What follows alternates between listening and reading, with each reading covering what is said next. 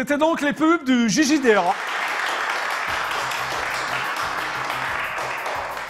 Et maintenant, fidèles téléspectateurs du JJDA, chose promise, chose due, je vous demande de faire un triomphe à Michel en baraque.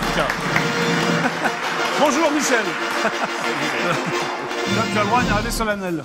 C'est magnifique. Grande maison. Grande maison. Grande maison. Mais tu es déjà venu, Michel, au JJDA. Je suis venu Pour un autre bouquin. Pour un roman, il y a une dizaine de mois. Voilà, c'est ça. J'étais pas en bleu, hein. J'étais en rose. En rose, ouais. C'était ma période rose. C'était c'est ce que dans l'encyclopédie de la télévision, on appelle la période rose de Jackie. Voilà, c'est ça. C'est l'encyclopédie de la télévision.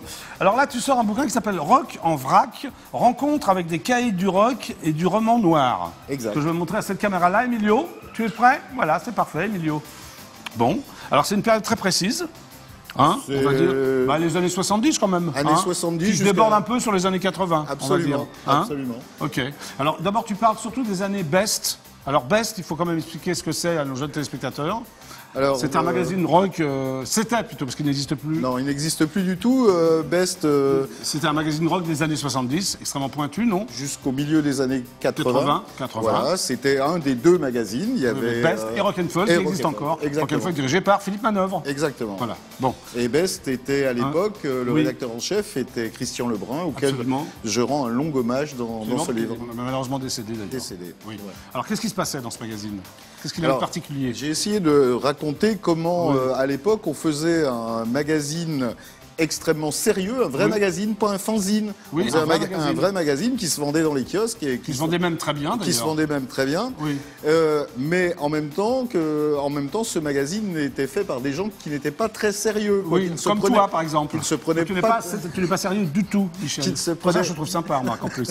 Des gens qui ne se prenaient pas au sérieux, mais qui aimaient le rock et qui faisaient sérieusement leur boulot. Voilà, alors tu as voulu parler de toute cette période. Alors, il y a les années Best. Ça englobe aussi le mouvement punk, c'est ça? Le Londres punk, parce que j'allais beaucoup à Londres à cette époque, 76-79. Absolument. Ça regroupe... En fait, c'est un peu une histoire, c'est un peu l'histoire du rock, quoi, vu à travers toi, quoi, non? J'ai essayé d'éviter... C'est des anecdotes un peu, ça fait un peu... Il y a beaucoup, c'est des anecdotes. Il y a beaucoup d'anecdotes. C'est du vécu, parce que tu as interviewé d'énormes stars, enfin, je veux dire...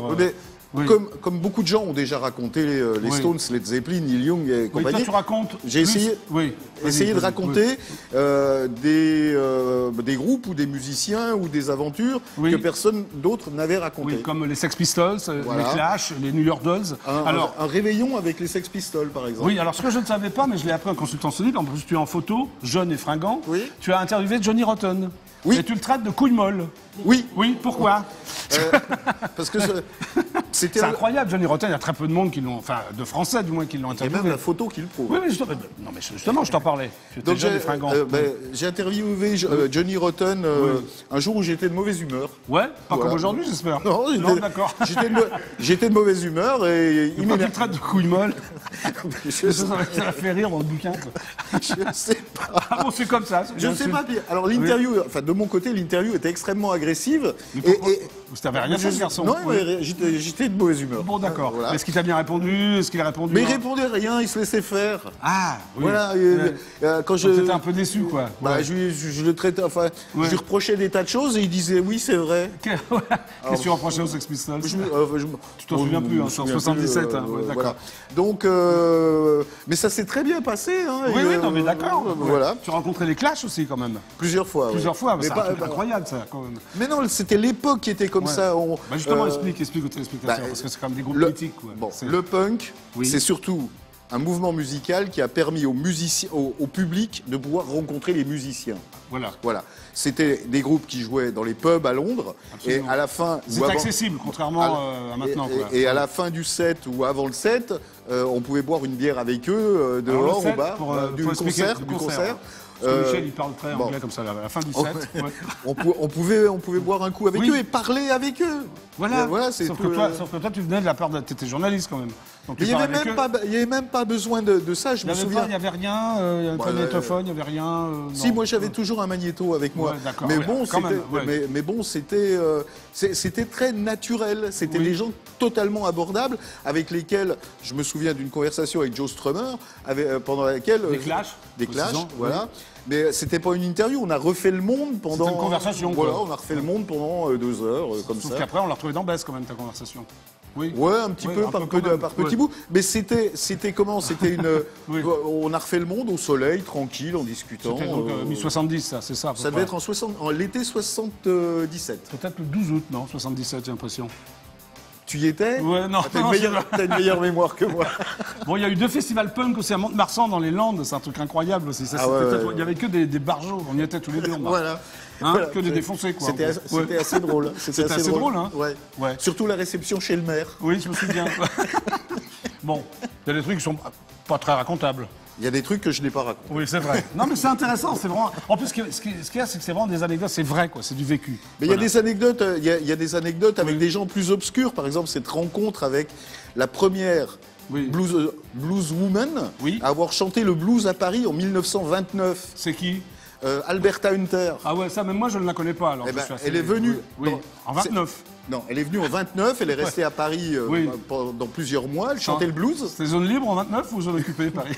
Et elle est revenue à la fin, au tout début des années 80, chanter au Concorde Lafayette comme chanteuse d'ambiance. Tu l'as vue? Elle avait 79 ans, et elle m'a raconté le Chicago des années 30 avec Al Capone, avec toutes ces choses-là. Alors, t'es parti aussi en Jamaïque, tu en parles dans ton bouquin, Kingston. Qu'est-ce que t'as fait là-bas? T'avais des groupes de reggae, c'était le reggae à l'époque, non? À l'époque, c'était le reggae. J'ai beaucoup traîné dans le studio de l'Hyper. J'ai rencontré plein de musiciens. Tu as rencontré Bob Marley grâce à moi, non? J'ai rencontré... J'étais attaché de presse de Bob Marley. J'ai rencontré Bob Marley avec ses enfants. Oui, enfin ses nombreux enfants, parce qu'ils sont beaucoup sur le coup. Il était avec 2-3 gosses qui venaient au studio. Tu as fait l'interview de Bob Marley aussi? Non. Il refusait les photos et les interviews, il voulait bien discuter comme ça.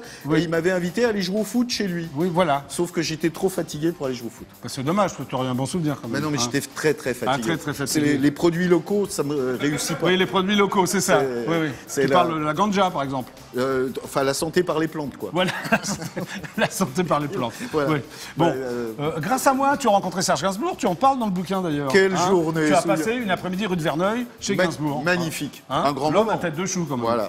Alors là, c'est pareil, il y a une anecdote. J'y suis allé, t'as lu pourquoi? Parce qu'à Best, personne voulait y aller. Personne voulait y aller. Personne voulait être... Mais c'est fou, ça. C'est fou, Personne voulait être Serge Gainsbourg, sauf toi. Et voilà, t'as passé une journée délicieuse. Délicieuse, et je l'ai revu après, et on s'est très très bien entendu. J'ai revu Jane après, on s'est très bien entendu. Ben oui, bien sûr. Et ce sont, ou c'était, des gens délicieux. Voilà. Tu parles aussi de Marc Zermati.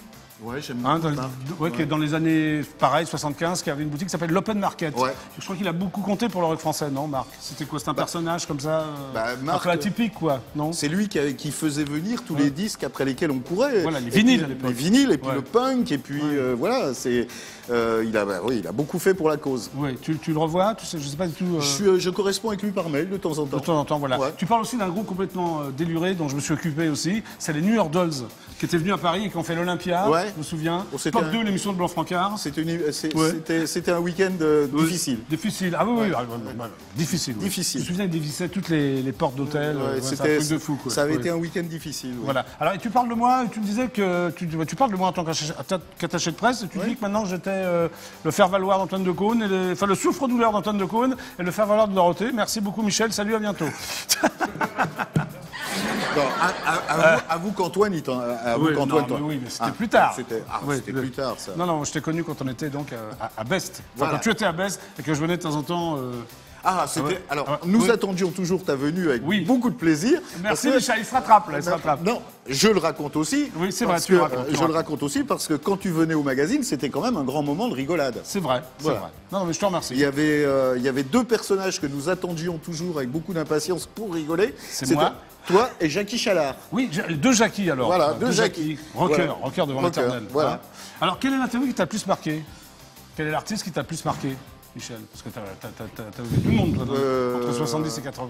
Le plus marqué... Oui. Qui t'a le plus impressionné, l'artiste qui t'a le plus... Toi? L'artiste qui m'a le plus marqué, peut-être, c'est Bon Scott. Oui. Parce que j'ai beaucoup fréquenté ACDC, j'étais par le plus grand des hasards aussi, je me suis retrouvé... Personne ne voulait parler d'ACDC, c'est ça? Non, je me suis incroyable. Je me suis retrouvé le chroniqueur attitré d'ACDC. J'ai découvert des gens délicieux, drôles, gentils, ponctuels, polis. Et Bon Scott était une encyclopédie du blues. Vraiment? Ouais. Okay. Il connaissait vraiment bien le blues. Et j'ai passé des soirées à, c'est pas des interviews, mais à discuter de blues avec lui. Oui. Est-ce que tu arrivais à être copain avec les musiciens de rock ou non? Il n'y en a qu'un. Bon Scott. Non, il y en a qu'un qui a un ami, c'est Bernard Lavilliers. D'accord. Voilà. Ah oui, et tu le vois encore? Oui, bien sûr. Et comment tu l'as rencontré, Bernard Lavilliers? Pareil, en tant que journaliste? Non, on s'est connus avant qu'il soit, avant qu'il soit musicien. D'accord. Il était chauffeur routier, non? Non, il était... Comme toi, non? T'étais pas chauffeur routier, Michel? Non, j'ai pas mon permis, enfin, on me l'a retiré. Ah oui, d'accord, ok. Non, je sais pas. On parlait de Bernard Lavilliers, là, vas-y. Il était sidérurgiste en Lorraine. Oh la vache, mais t'étais où, toi, en Lorraine aussi? Oui. Et tu faisais quoi? Je sais pas. Plombier? Non, je passais. D'accord. Non, j'allais au bistrot. C'est là qu'on s'est rencontrés. Ah oui, t'allais au bistrot. Alors tu parles aussi de roman noir, pourquoi? Qu'est-ce que ça va avec le rock'n'roll, ça? Bon, c'est proche. Rencontre avec les caïds du rock et du roman noir. Oui, parce que j'en ai rencontré quelques-uns. De roman noir? Non, de caïds du rock, du roman noir. Et c'est quoi les caïds du roman noir pour toi? Eh ben, il y a James Lee Burke, par exemple. Jim Crumley. Oui. Voilà.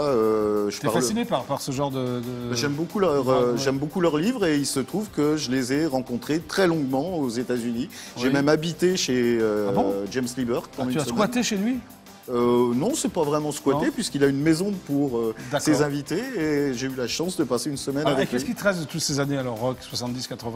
La nostalgie, des regrets, de l'amertume? Non, rien. C'est-à-dire, pourquoi tu as écrit ce bouquin? Il y a une raison quand même. J'ai écrit ce bouquin parce que... Je le remonte d'ailleurs. J'ai écrit ce bouquin parce qu'un jour...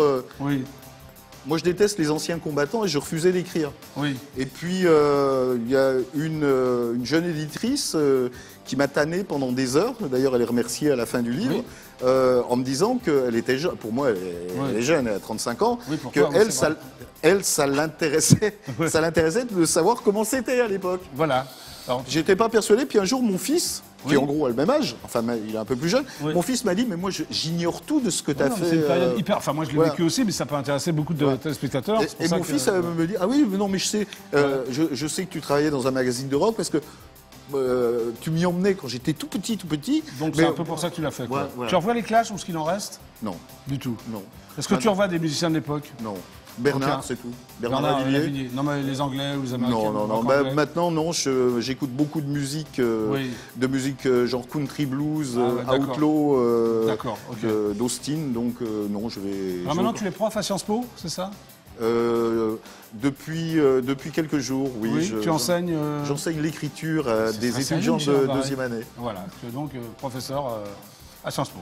Professeur à Sciences Po Paris, en deuxième année. Tu es un fan de rugby aussi, tu es parti pour le journal Libération en Nouvelle-Zélande pour couvrir la Coupe du Monde. Exact. C'était sympa ça aussi, c'est un autre aspect de ton personnage. Tu penses que le rugby et le rock, ça peut c'est des gens qui aiment la vie. Oui, c'est ça. Voilà. Qui aiment vivre. Ouais. Donc un rugbyman peut ressembler à un rocker, quoi. Bien sûr. D'accord. C'est des gens qui aiment vivre. D'accord. Alors demain, il y a Little Bob qui vient au JJA. Tu l'embrasseras de ma part parce que je t'en parle dans ton bouquin. Il est dedans aussi. Il y a une très belle photo de lui d'ailleurs. Oui, absolument. Très belle photo. Oui. De nous. De vous jeunes. Voilà. Ok, c'est super sympa, c'est le rock en vrac. Viens avec moi, Michel. À mon bureau, derrière mon bureau, parce qu'on va appeler Sarkozy. Ah d'accord. Je l'avais appelé, j'arrive jamais à l'avoir, c'est pas grave. Peut-être dis-lui que je suis là. Oui, ça va aider. Tu l'as déjà rencontré? Oui. Menteur. Si. Alors, c'est un scoop, ça. Non, à quelle occasion? Parce que professionnellement... Tu l'as interviewé? Ah non, tu ne peux pas l'interviewer parce que quand il va quelque part, c'est état de siège. D'accord. Alors, comment tu l'as rencontré? J'étais à une visite présidentielle professionnellement. Ah d'accord, et alors? Il t'a parlé ou non? Ah non, il parle à personne. Ah oui, d'accord, ok. Il parle à personne et... Donc s'il parle à personne, c'est pas la peine que je l'appelle? Si tu veux, quand il y a une visite de Sarkozy quelque part, professionnellement j'ai suivi ça aussi, c'est comme une visite du pape. C'est-à-dire? État de siège. État de siège, d'accord, ok. Donc il n'adresse la parole à personne. Enfin, moi je sais que c'est un fan du JJDA, donc j'essaie de le joindre depuis 541 fois, on va bien voir. J'appelle l'Élysée alors. Mais dis que je suis là quand même, ça va aider. Ça va. Bonsoir. Oui, bonsoir, c'est Jackie du JJDA avec Michel Ambarek. Vous êtes en direct absolu sur EDF1. Pourrais-je parler à Nicolas Sarkozy, s'il vous plaît? Oui, alors par contre là vous n'êtes pas au bon numéro, monsieur. Faut appeler le standard. Vous êtes à l'intendance. Oui, je suis bien à l'Élysée. Pardon? Je suis bien à l'Élysée. Absolument, tout à fait, monsieur. Vous êtes intendant? Je travaille à l'intendance, oui. Est-ce qu'il peut nous faire servir quelque chose? Oui, est-ce que vous pouvez nous amener quelque chose sur le JJDA? Alors là, je ne sais pas de quoi vous parlez, monsieur. Ah bah moi non plus, alors ça tombe bien. D'accord. Ça va être 2 autres personnes, hein, je sais pas. Bon, alors on peut pas parler à Nicolas Sarkozy en gros aujourd'hui, c'est pas possible. Hein. Absolument, passez par le standard. Voilà. Merci monsieur l'intendant, merci. Bonne soirée, au revoir. Bonne soirée. Ouais, mais il peut rien nous servir, je pourrais pas vous amener, ouais. Il sait pas de quoi on parle. Oh là là. Bah, nous non plus, on a parlé de rien. On a parlé de ton bouquin surtout. C'est la réduction du train de vie de l'État, là. D'accord. Bon, alors, Michel Ambaraix, c'est la fin de l'émission. Voici ton livre, s'appelle Rock en vrac. Voilà. Achetez-le parce que vous saurez tout sur le rock des années 70 et 80. Ça déborde sur 80. C'est en vente libre. Achetez-le, c'est super sympa. Merci Michel d'être passé au JDA. Alors, dès que tu reçois un bouquin, tu reviens, quoi. D'accord, pas de problème. Voilà, c'était le JDA. On se retrouve demain à 17h25 avec Little Bob. Tu regarderas. Tu l'embrasses. Ouais, allez, au revoir. Ciao. Au revoir. Allez, ciao.